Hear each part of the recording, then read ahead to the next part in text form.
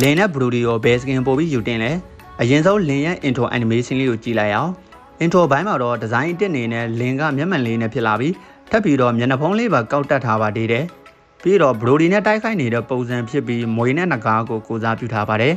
ပုံစံကတော့ဗလာတို့မြင်တဲ့အတိုင်းပဲကာလာစစိုးလင်းနဲ့အယောင်ကတော့လောဝါကိုတောက်ပနေတာပါထပ်ပြီးတော့ဘရူဒီရဲ့ intro animation လေးကိုကြည့်လိုက်အောင် intro မှာတော့ဘရူဒီကသူ့ရဲ့အနောက်ကလင်းဖြတ်သွားတာကိုတိသွားပြီးလိုက်ပြီးတိုက်ခိုက်တဲ့ပုံစံမျိုးပါဒီစကင်တစ်ခုမှာဆိုရင်ဘရူဒီကမွေဖြစ်ပြီးလင်းကိုတော့နဂါးအဖြစ်တုံးပေးထားတာပါ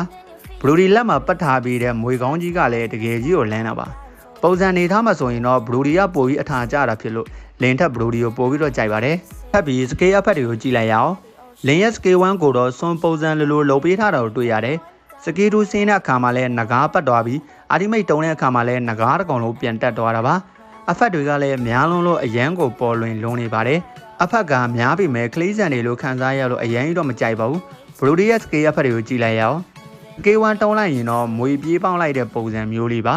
စကေး2ကတော့ရောင်စုံအဖက်ကိုတုံးပေးထားပြီးအာဒီမိတ်မှာတော့မွေကြီးအမောက်ထောင်ပြပြီးထွက်လာတာပါ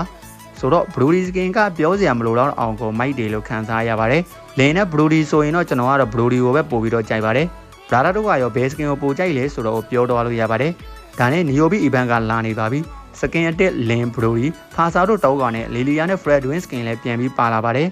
နီယိုဘီစကင်တကောင်ရဖို့ဆိုရင်ကွိုင်1200နဲ့လဲယူလို့ရမှာဖြစ်ပါတယ်